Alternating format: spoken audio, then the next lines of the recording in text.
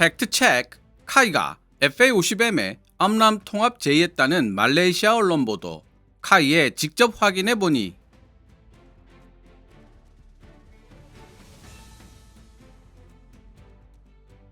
말레이시아 군사 전문지 Defense Security Asia 이하 DSA는 제인지의 기사를 인용하며 Kai proposes AIM-120 암람 integration to transform Malaysia's FA-50 into a beyond visual range air combat deterrent.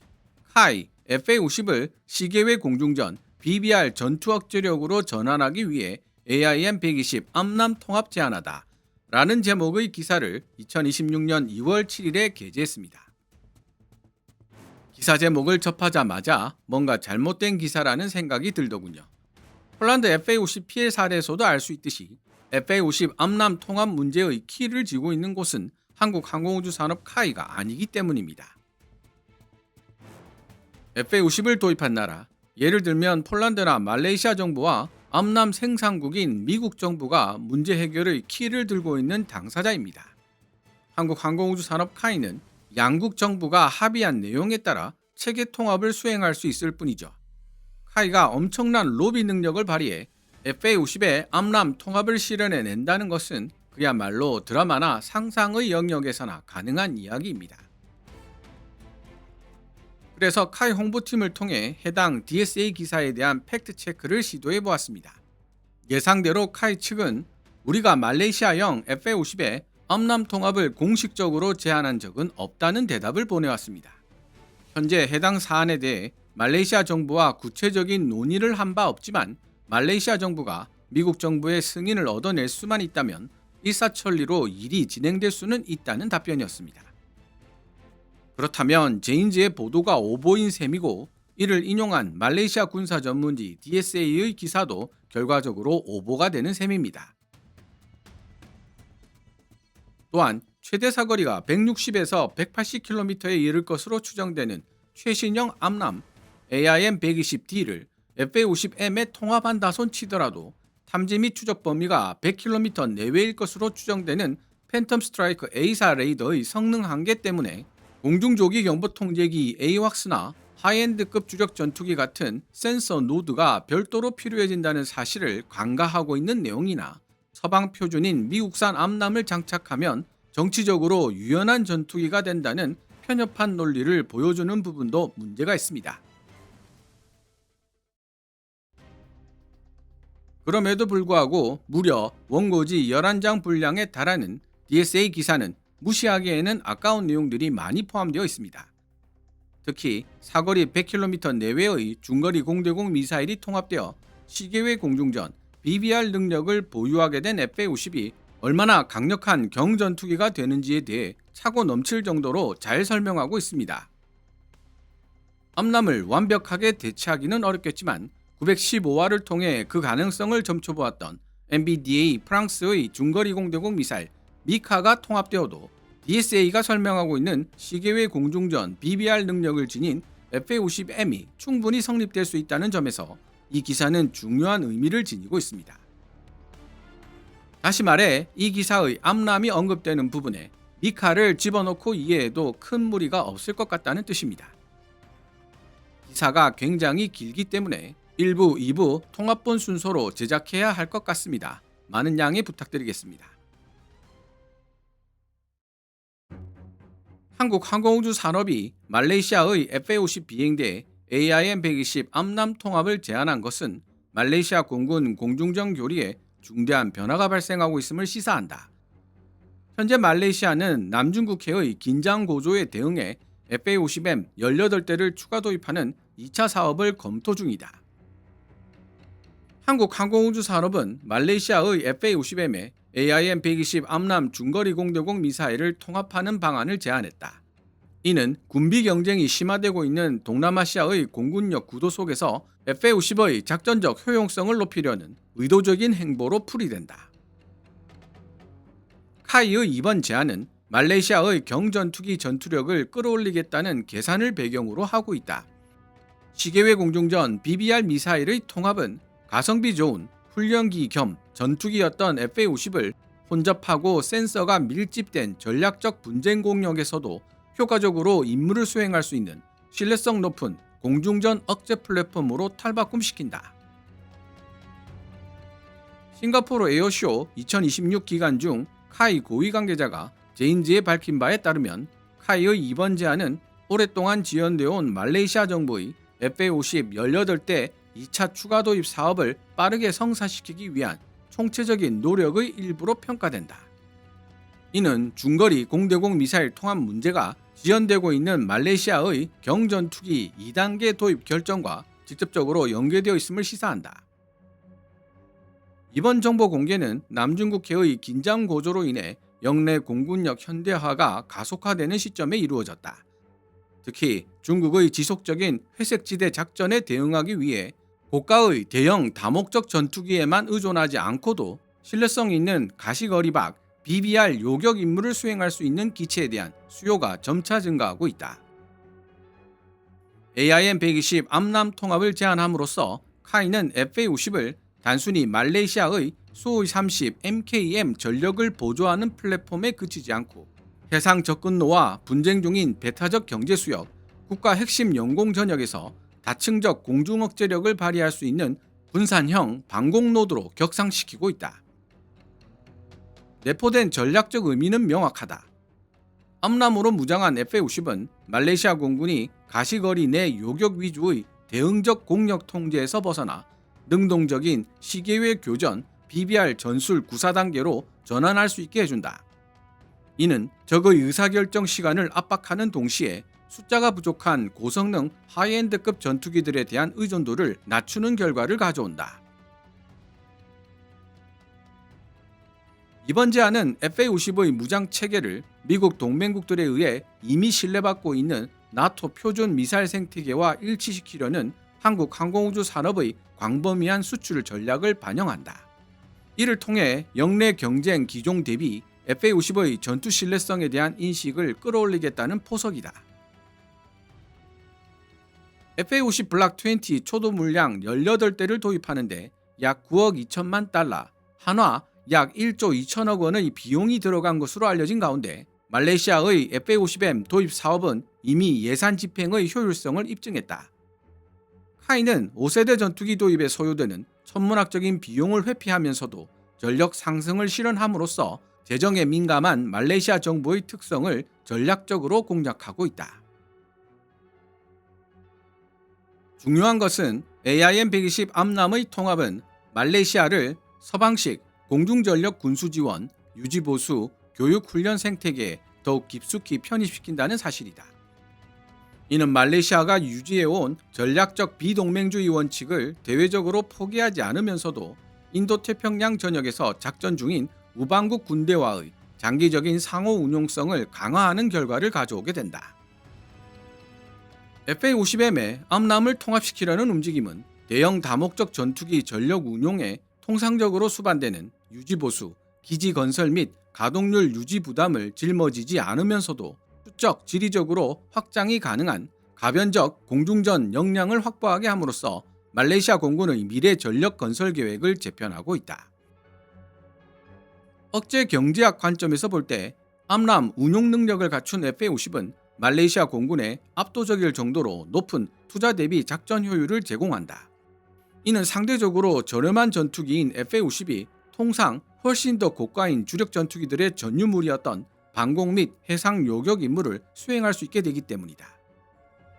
전략적, 산업적 차원에서 카이의 이번 제안은 말레이시아 미래 공중전 교리를 성능 개량이 용이한 FA-50 생태계에 고착시킴으로써 동남아시아에서 대한민국 방위산업의 영향력을 강화하고 단기적인 후속기체 도입을 넘어 장기적인 교육훈련, 유지보수, 그리고 상호 운용성을 확보할 수 있는 부수적 효과를 가진다. 말레이시아 FA-50 사업과 단계적 전력 증강의 전략적 논리. 말레이시아가 2023년 2월 왕립 말레이시아 공군의 경전투기 1단계 사업을 통해 FA-50 블락 20 18대를 도입하기로 결정한 것은 주력 전투기 교체 사업의 장기화에 따른 어쩔 수 없는 고육지책이었으며 경제적 부담 능력, 다목적 유연성, 그리고 신속한 전력 재건이 필요해서 도출된 의도적이고 전략적인 절충안이었다. 약 9억 2천만 달러, 한화 약 1조 2,300억 원 규모로 평가되는 이번 도입 사업은 노후화된 BAE 호크 훈련기를 교체하는 동시에 경공격 및 제한적 방공 능력을 확보해 소수에 불과한 수호이 30 MKM과 FA-18D 호넷 전력에 가해지는 작전적 부담을 완화하는 데 목적이 있다. 카이가 인도 테자스, 파키스탄의 JF-17, 러시아의 미그-35 등 경쟁 기종을 제치고 선정될 수 있었던 배경에는 FA-50의 검증된 운용 실적과 서방 무기 체계와의 높은 호환성, 그리고 공중 급유 능력 및 무장 확장성 등 말레이시아 측의 특정 요구사항을 최대한 수용한 유연함이 있었다. 말레이시아가 선택한 FA-50 블락 20 사양은 고등훈련기와 대형 전투기 사이의 전력 공백을 메우기 위해 설계되었다. 이 기체에는 현대적인 임무 컴퓨터와 디지털 항전 장비가 통합되었으며 향후 A사 레이더 도입을 염두에 둔 성능 개량 경로가 마련되어 있다. 하지만 이러한 성능 개량에도 불구하고 말레이시아가 도입한 FA-50 무장 패키지에 시계외 공중전용 공대공 미사일이 포함되지 않으면서 고강도 방공 임무에서 활용도가 떨어지는 구조적 한계가 발생했다. 카이의 AIM-120 암람 통합 제안은 이러한 전력상의 결함을 직접적으로 보완하는 것으로 시계외 공중전을 통해 원거리에서 적기를 격퇴할 수 있는 능력을 확보한 FA-50의 위상은 말레이시아 방공 교리 내에서 근본적인 변화를 경험하게 될 것이다. 2026년 8월부터 인도가 시작돼 2027년까지 완료될 예정인 가운데 카이의 이번 제안은 말레이시아 공군의 전력 계획 주기와 전략적으로 맞물려 있다. 이를 통해 말레이시아는 1차 사업에 획득한 FA-50의 초기 운용 피드백을 후속 도입, 즉 2차 사업 결정에 반영할 수 있게 되었다. 카이는 암람 통합을 기존 기체의 개조가 아닌 후속 도입되는 2차 사업의 일부로 제안함으로써 정치적 부담을 줄이는 동시에 전체 획득 절차를 처음부터 다시 시작하지 않고도 말레이시아가 전력 증강으로 나아갈 수 있는 명확한 경로를 제시하고 있다. FA-50 플랫폼의 전력 승수로서의 AIM-120 암람 AIM-120 암람 중거리 공대공 미사일은 경전투기의 전술적 역량을 극대화하는 결정적인 전력 증폭 수단이라고 할 수 있다. 이 미사일은 능동 레이더 탐색기와 중간 단계 데이터 링크 유도, 완전한 발사 후 망각 운용 개념을 통해 공중전의 구도를 근본적으로 재편한다. 최신 개량형 AIM-120D의 경우 교전 사거리는 160km를 상회한다.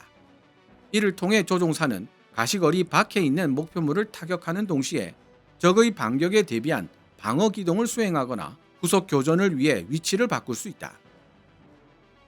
암람이 통합된 FA-50은 단순한 거점 방어 혹은 가시거리 내 요격 임무 수행에서 벗어나 네트워크 중심 공중전에 실질적으로 기여할 수 있는 플랫폼으로 격상될 자격이 충분하다. 암람을 장착한 FA-50M이 네트워크 중심 공중전에 기여할 수 있는 플랫폼이 된다는 말은 센서 노드 역할을 하는 플랫폼이 별도로 존재하고 FA-50M은 일종의 미사일 발사대 역할을 한다는 의미로 이해할 수 있습니다. 하지만 현재 말레이시아 공군은 대표적인 센서 노드 플랫폼인 공중조기 경보통제기 AWACS를 한 대도 보유하지 못한 상태이며 당분간 조달 계획도 없는 상황입니다. 그렇다면 어떤 플랫폼이 센서 노드 역할을 맡을 수 있을까요?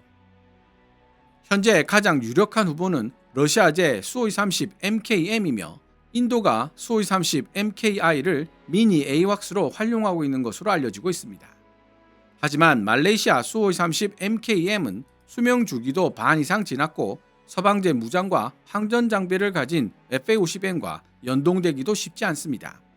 무엇보다 레이더를 비롯한 항전 장비의 현대화가 시급한 상황임에도 러시아로부터 제대로 된 후속 지원이나 업그레이드 서비스를 받기 어려운 상황이죠.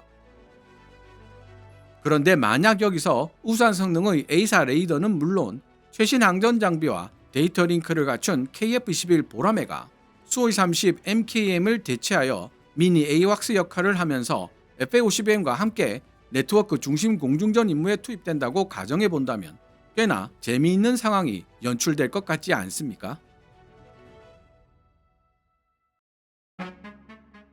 암람은 FA-50 블락 20의 발전 로드맵에 포함되어 있는 팬텀 스트라이커 같은 A사 레이더와 완벽히 호환된다. 이를 통해 센서와 타격 체계 간의 유기적인 통합이 가능해지며 전파 방해가 심한 교전 환경에서도 표적 추적의 지속성과 격추 확률이 크게 향상된다. 중국의 PL-15나 인도의 아스트라 등 영내 경쟁국들이 운용하는 시계외 공중전용 미사일들과 비교할 때 암람은 실전에서 검증된 운용 이력과 광범위한 우방국 사용자 기반을 보유하고 있어 작전상 리스크와 수명 주기의 불확실성을 크게 낮출 수 있다. 말레이시아 입장에서 이는 미사일 신뢰성에 대한 높은 확신, 예측 가능한 후속 군수 지원 비용, 그리고 연합훈련 및 다국적 합동작전 수행 시 우방국 공군과의 즉각적인 상호 운용성 확보로 이어진다. 미사일 한 발당 약 100만 달러, 현재 환율로 약 14억 정도로 추정되는 단가를 고려할 때 암람 도입에 따른 재정적 부담은 결코 적지 않지만 향상된 억제력을 통해 확보되는 전략적 가치에 비한다면 상대적으로 합리적인 수준의 투자라고 할 수 있다. FA-50에 암람 운용 능력을 부여함으로써 카이는 FA-50M을 말레이시아의 대형 주력 전투기 전력을 보조하는 수준을 넘어 이를 실질적으로 보완할 수 있는 분산형 방공자산으로서 효과적으로 재정립하고 있다. 통합의 복잡성, ITAR 규제, 그리고 미국의 수출 승인 메커니즘.